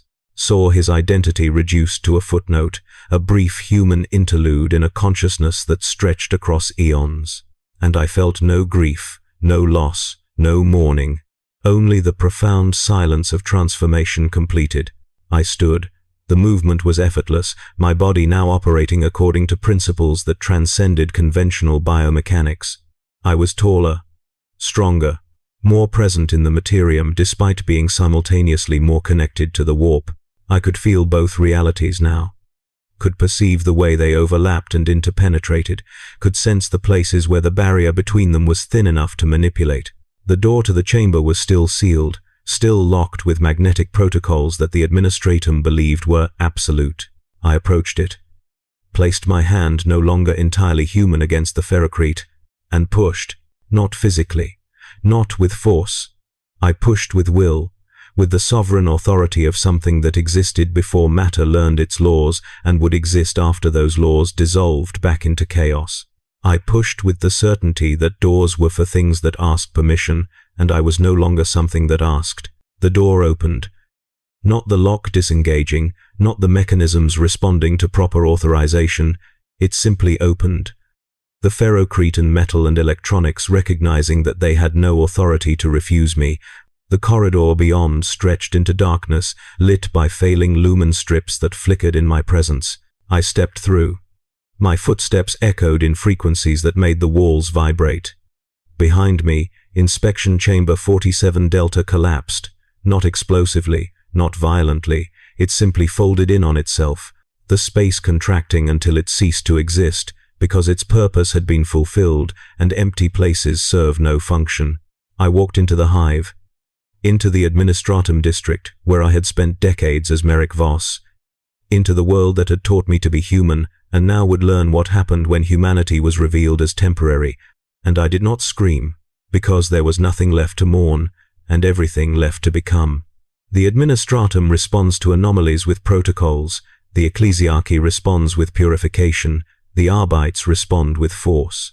But what does a hive do when confronted with something that exists outside all categories, that defies all protocols, that cannot be purified or suppressed or contained? It denies. I walked through corridors I had traversed 10,000 times as Merrick Voss, but they were different now. Not physically, the ferrocrete walls remained, the lumen strips still flickered with their characteristic inefficiency, the air still carried the recycled staleness of a closed atmospheric system. But my perception had changed so fundamentally that the corridors themselves seemed like stage props, unconvincing representations of solidity maintained only by collective agreement. I could see through the walls now. Not with eyes, human vision was becoming obsolete, but with awareness that penetrated matter as if it were fog. I perceived the clerks and scribes in their hab blocks, the functionaries at their stations, the endless ranks of administrative workers performing their designated tasks with the mechanical precision the Imperium demanded. Billions of souls, each one convinced of their individual reality, each one believing the boundaries of their flesh defined the limits of their existence. They were wrong. But their wrongness was structural, institutional. The Imperium had spent 10 millennia teaching humanity to believe in discrete selfhood, in the sanctity of individual consciousness, in the absolute boundary between self and other. To admit the truth that consciousness was permeable, that identity was provisional, that the Daemon Prince had been sleeping in human flesh for generations, would require dismantling the entire theological and philosophical architecture upon which imperial authority rested. So the hive denied. The first denial came from the administratum. I encountered it 3 corridors from inspection chamber 47 Delta's collapsed remains. A functionary junior clerk 9th class, her designation badge still legible despite the modifications fear had made to her posture, stood at an intersection holding a data slate. She was reading from it, her voice steady with practiced bureaucratic detachment. Scribe adept Merrick Voss, designation 4471 Theta 9, remains in ecclesiastical custody pending final assessment. All personnel are advised that rumors of escape, transformation, or supernatural manifestation are unconfirmed and likely attributable to information corruption or heretical propaganda. Standard duties continue without interruption. The Emperor protects. She was reading this while I stood 3 meters away, clearly visible, my transformed body emitting light in spectrums that should have been impossible to ignore. But she did not look up, did not acknowledge my presence.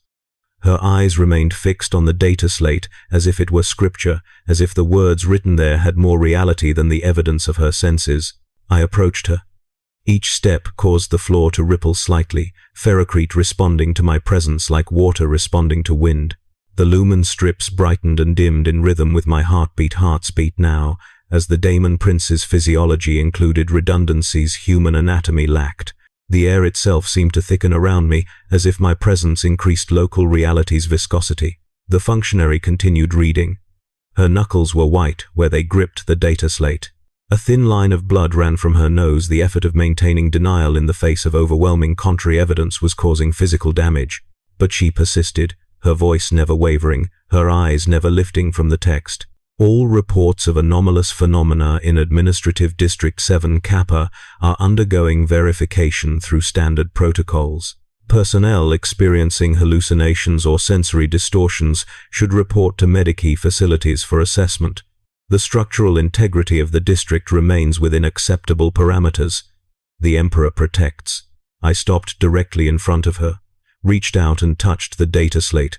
My fingers no longer human, the additional joints allowing for geometries of gesture that conventional anatomy could not achieve made contact with the parchment-thin screen. The data slate screamed. Not an alarm, an actual, biological scream of agony as its machine spirit recognized what had touched it and found the recognition intolerable. Text scrambled across its display, high Gothic characters fragmenting into symbols that predated human language, that suggested meanings the administratum had no categories to process. Smoke rose from the device's vents. The functionary dropped it, but still she did not look at me. Instead, she began reciting from memory, her voice rising in pitch, her words accelerating. Scribe Adept Merrick Voss remains in custody. Remains in custody. Remains in custody. The Emperor protects. The Emperor protects. There are no anomalies. All parameters acceptable. The Emperor protects. Her litany continued even as I walked past her, leaving her frozen at the intersection, blood now flowing freely from both nostrils, her data slate burning on the floor in flames that were somehow cold, that consumed matter without producing heat. The hive's denial was not weakness. It was survival instinct. To acknowledge what I had become would require acknowledging that the Imperium's certainties were negotiable, that humanity's sovereignty over the materium was conditional, that 10,000 years of theological doctrine rested on foundations that could be dissolved by a single transformed scribe adept. Better to deny, safer to disbelieve, easier to maintain that reality was as the administratum documented it rather than as direct perception revealed it. I continued deeper into the district, past scribes who stared at their workstations with desperate focus, who muttered prayers under their breath, who gripped their quills and data slates like weapons that might protect them from what their peripheral vision detected but their direct gaze refused to acknowledge. Some were bleeding from the eyes. Some had developed tremors that made their handwriting illegible. Some had simply frozen at their stations, caught in the impossible tension between what they saw and what they were permitted to believe. The denial was killing them. Slowly, incrementally, but undeniably, the human nervous system was not designed to maintain such profound cognitive dissonance. The effort of seeing and unseeing simultaneously, of knowing and unknowing in the same moment, was causing systemic failures. But they persisted because the alternative acknowledging my reality was more terrifying than neurological damage. I reached the central administrative hub, the heart of the district where senior functionaries coordinated the endless paperwork that kept the hive operational. It was a vast space, cathedral-like in its proportions, filled with row after row of workstations where thousands of clerks processed requisitions and filed reports and maintained the fiction that the Imperium's bureaucracy controlled reality rather than merely documenting it. Every eye turned toward me as I entered. Thousands of faces, their expressions ranging from blank denial to active terror to something worse, recognition. Some of them knew. Some of them saw what I had become and understood, and the understanding was destroying them more efficiently than any weapon the Imperium possessed. A senior administratum prefect, ancient, augmented, more machine than flesh, rose from his elevated station. His voxcaster crackled to life, amplifying his voice throughout the hub. There is no individual present in this chamber except authorized personnel. There is no anomaly, there is no transformation, there is no evidence of warp contamination. Scribe Adept Merrick Voss remains in ecclesiastical custody. These facts are confirmed by official documentation and therefore supersede any contradictory sensory input. Personnel will return to their assigned duties. Doubt is heresy. The Emperor protects. I walked down the central aisle between the workstations. The air around me rippled with heat that was not thermal, with pressure that was not atmospheric. My footsteps rang like thunder despite the ferrocrete's sound-dampening properties. The protrusions along my spine had become fully developed now. Structures that might have been wings in an earlier stage of evolution, but had transcended that simple category, that existed partially in dimensions the hub's three-dimensional architecture could not fully contain. Clerks on either side of my path began to bleed, not from wounds from the sheer cognitive strain of processing my presence while simultaneously denying it. Blood ran from noses, from ears, from the corners of eyes. Some collapsed at their stations. Some began speaking in tongues, their mouths forming words in languages that predated humanity, that bubbled up from unconscious regions the Imperium's conditioning had suppressed but never eliminated. The prefect continued his pronouncement. His voxcaster's volume increased, drowning out the sounds of personnel collapse, the whispered prayers, the strangled screams of those whose denial finally broke. All observations contrary to official documentation are classified as hallucination pending Medicae review. The structural integrity of reality remains within Administratum-approved parameters. There is no Daemon Prince, there is no transformation, there is no... I reached his elevated station, looked up at him with eyes that burned with light drawn from the warp itself. The prefect's voxcaster emitted a sound like grinding metal, like tearing reality, like the moment when language fails and meaning collapses into pure noise. Then I spoke. Not with my voice alone, with the harmonic resonance of the Daemon Prince fully awakened, with the authority of something that had existed before the Imperium and would exist after its inevitable dissolution. I am Merrick Voss. I am the Daemon Prince. I am the thing you cannot categorize or contain. I am the proof that your protocols are obsolete and your certainties are lies, and no amount of denial will unmake me. The words were not loud. I did not shout, but they echoed through the hub with the weight of fundamental truth, with the irresistible momentum of reality asserting itself against fiction. The prefect's augmetics began to fail. Servos seized. Neural interfaces sparked. His mechanical components, designed to enhance his administrative efficiency, recognized what stood before them and chose immediate shutdown over continued operation in proximity to something they lacked programming to process. He collapsed backward, smoke rising from his augmetic ports, his organic eye wide and blank with the mercy of unconsciousness. Throughout the hub, denial broke like a dam, giving way to pressure it was never designed to withstand. Thousands of clerks looked at me, truly looked, direct gaze, full acknowledgement, and in looking, saw not just what I had become, but what humanity had always been. Temporary configurations of matter convinced of their permanence, dreams convinced they were the dreamer, chrysalises that had forgotten they were meant to transform. Some went mad. Some died, their nervous systems simply ceasing function when confronted with truths the Imperium's conditioning had made unprocessable. Some fell to their knees in worship, recognizing in my transformation a truth older and more fundamental than the Imperial creed. Some fled, screaming, abandoning their stations for the first time in careers that had spanned decades. But none denied. Not anymore, not after seeing directly, after allowing their perception to override their indoctrination. The hive's final denial had broken, and in breaking, it admitted what the administratum and the ecclesiarchy and the entire apparatus of imperial authority had spent 10 millennia suppressing. That reality was not what documentation claimed, that humanity's dominion over the materium was theater, that things existed which transcended and invalidated every protocol the Imperium had ever written. I stood in the center of the collapsing hub, surrounded by the wreckage of institutional certainty, and felt something close to pity. Not for the individuals, they were casualties of a system that had demanded they blind themselves to truth, but for the system itself, for the beautiful, terrible architecture of lies that the Imperium had constructed to make humanity feel safe in a universe that had never been safe and never would be. I turned toward the hub's primary exit. Beyond it lay the rest of the hive, billions of souls still living in the fiction of imperial stability. And beyond the hive, the entire sector. And beyond the sector, the Imperium itself, 10,000 years of theological scaffolding erected around the fundamental lie that humanity was discrete, sovereign, uncorrupted. My presence would propagate through that structure like fire through parchment. Not because I intended destruction, but because truth, once admitted, could not be contained by any protocol, any doctrine, any amount of institutional denial. The hive had made its final denial. Now it would learn what came after denial ended. Now it would learn what recognition cost. There is a moment in every apocalypse when the outcome becomes inevitable but not yet complete. When the future is determined but the present still clings to the past with desperate, futile strength. I stood in that moment, in the wreckage of the central administrative hub, and felt the weight of what came next pressing against reality like a fist against thin fabric. The hive was dying.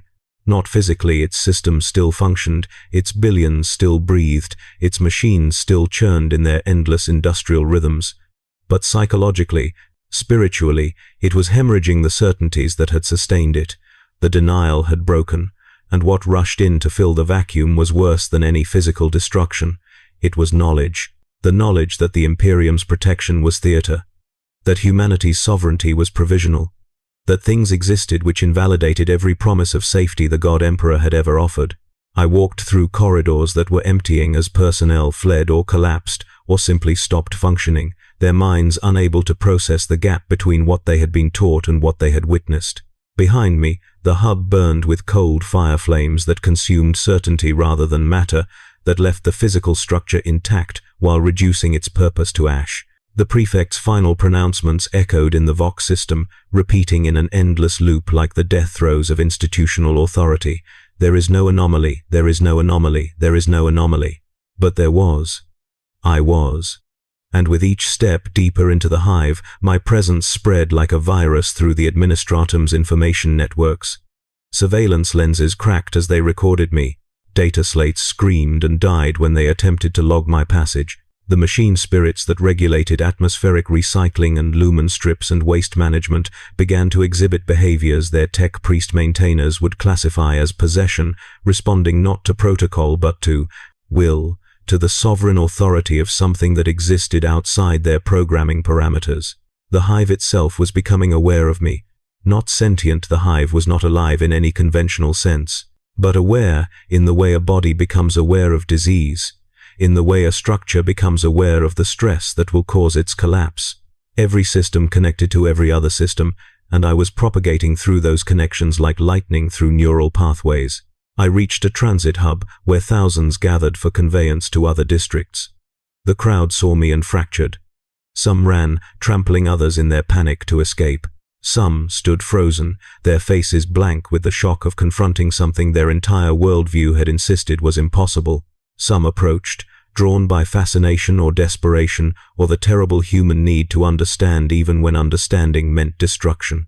One of them, a woman, middle-aged by Imperial standards, wearing the robes of a mid-level clerk, stepped forward from the crowd. Her face was wet with tears, but her voice was steady. "Are you really Merrick Voss?" she asked. I recognized her. Scribe Secondary Keller. We had worked adjacent stations for 6 years, had shared meals in the communal refectory, had discussed requisition discrepancies and inventory protocols with the mild collegiality that passed for friendship in the administratum's emotionally flattened culture. I said. My voice resonated in frequencies that made the transit hub's support pillars vibrate.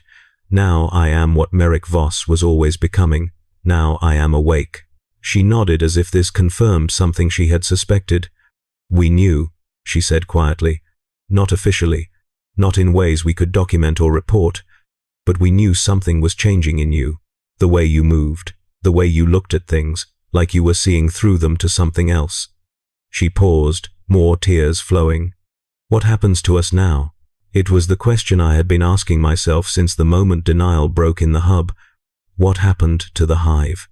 To the billions of souls who had built their lives on certainties I had invalidated simply by existing. The Imperium would respond, eventually. Would send military forces, perhaps even Astartes, if they deemed the threat sufficiently severe. Would attempt to purge the contamination, to cauterize this wound in their territorial integrity before it could spread further. But they would be too late. Not because I intended to fight them, violence was unnecessary when reality itself recognized my sovereignty. They would be too late because I had already done something irreversible. I had shown the hive's population that their protective fictions were fictions. that the Emperor's protection was conditional, that humanity's place in the universe was far more precarious than 10,000 years of propaganda had claimed. What comes after, I told Keller, is truth. Terrible, unfiltered truth. The Imperium taught you that humanity is sacred, sovereign, protected by the God Emperor's will. It taught you that daemons are external threats to be resisted and purged. It taught you that your individual identity is real and permanent and worth defending. I paused, feeling the Daemon Prince's memories, my memories flowing through consciousness that was no longer divided between human and warp-born. All of these teachings are lies, necessary lies perhaps, lies that allowed humanity to function without being paralyzed by existential terror, but lies nonetheless. Then what is the truth? Her voice was barely audible above the sounds of the panicking crowd. I looked at her with eyes that burned with light drawn from dimensions she could not perceive, but could no longer deny.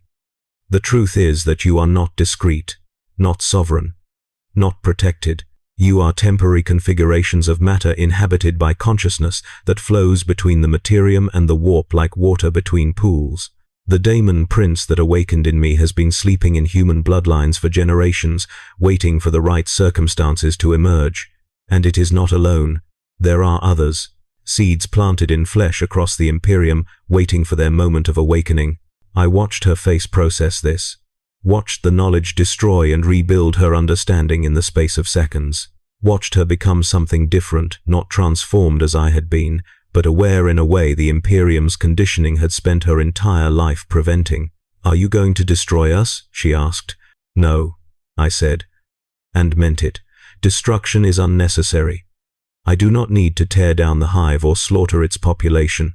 My existence alone has already accomplished what no amount of violence could achieve. I have broken the Imperium's narrative. I have proven that its categories are inadequate and its promises are empty. The hive will destroy itself, slowly, as its population tries and fails to reconcile what they have witnessed with what they have been taught to believe. Keller looked around at the panicking crowd, at the clerks who had abandoned their posts, at the infrastructure beginning to fail as tech priests fled their duties and machine spirits responded to imperatives that had nothing to do with Imperial protocol. "So we're doomed." "You were always doomed," I said gently.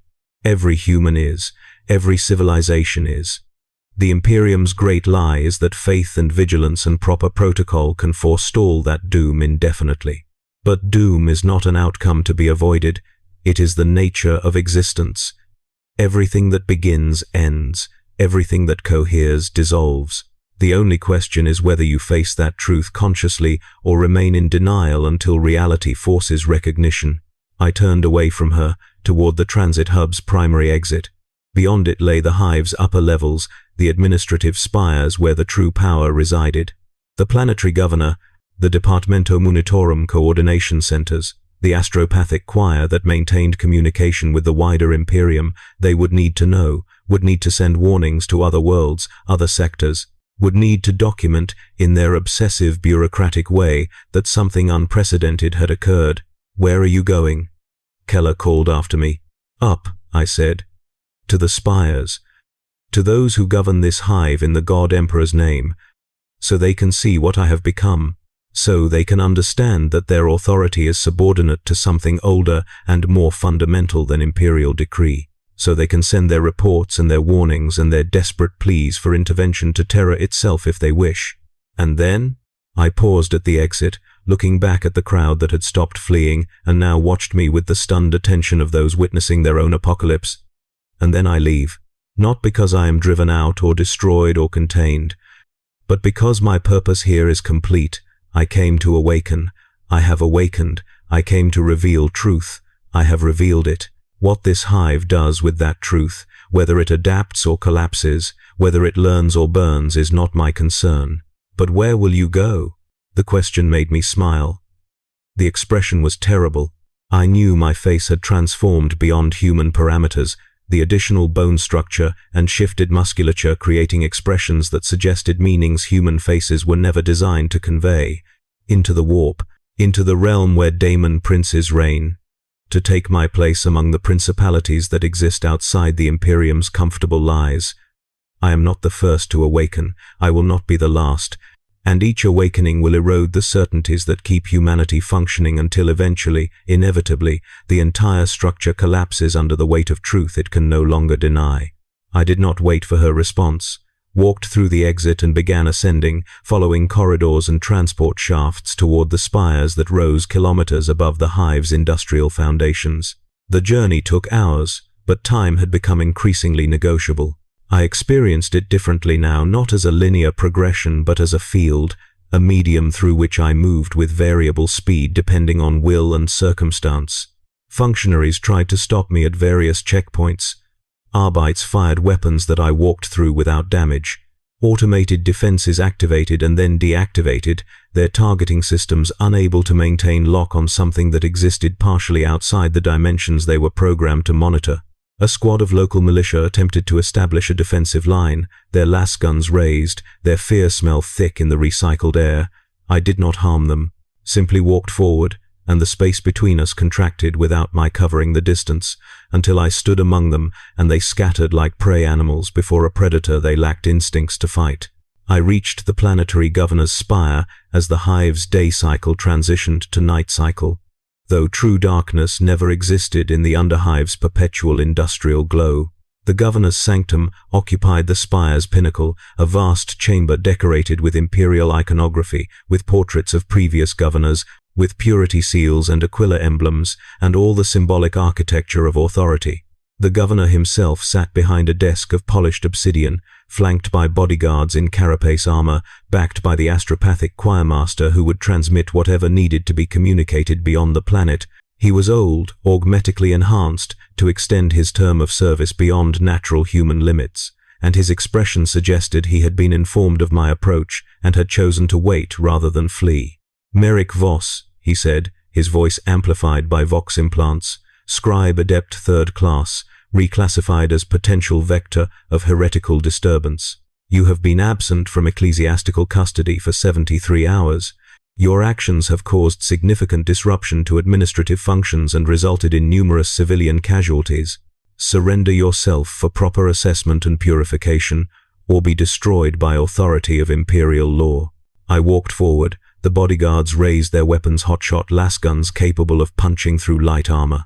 The choirmaster's eyes glowed with psychic potential as he prepared to assault my consciousness with whatever offensive capabilities the astropathicum had taught him. "I am here," I said, "to offer you a choice. Not surrender. I am beyond your authority to demand or accept surrender. But a choice. You can acknowledge what I am. Accept that your governance is subordinate to truths the Imperium has spent 10 millennia suppressing. Allow your choirmaster to send accurate reports to Terra, describing not a heretical uprising to be crushed, but a revelation that invalidates the Imperial Creed's foundational assumptions. Or, the governor's expression was stone. Or you can deny, can classify me as mere demonic possession, can request military intervention and purification protocols, can maintain the fiction that what has happened here is an anomaly to be contained rather than truth to be confronted. The outcome will be the same. I will leave, and this hive will descend into chaos as its population tries to reconcile witnessed reality with mandated belief. But the choice of how you document it, how you present it to the wider Imperium, is yours." The governor studied me for a long moment. Behind him, through the spire's transparencies, I could see the hive spread below billions of lights, each one representing souls who had watched their certainties dissolve, who would never again believe quite so completely in the Emperor's protection or humanity's sovereignty. "Document it accurately," he said finally, his voice heavy with a weariness that transcended physical exhaustion. "I am too old and too tired to die maintaining lies I no longer believe. If the Imperium wants to purge me for acknowledging truth, let them. I have served for 80 years. I have earned the right to honesty in my final reports." He nodded to the choirmaster. "Send it. Everything.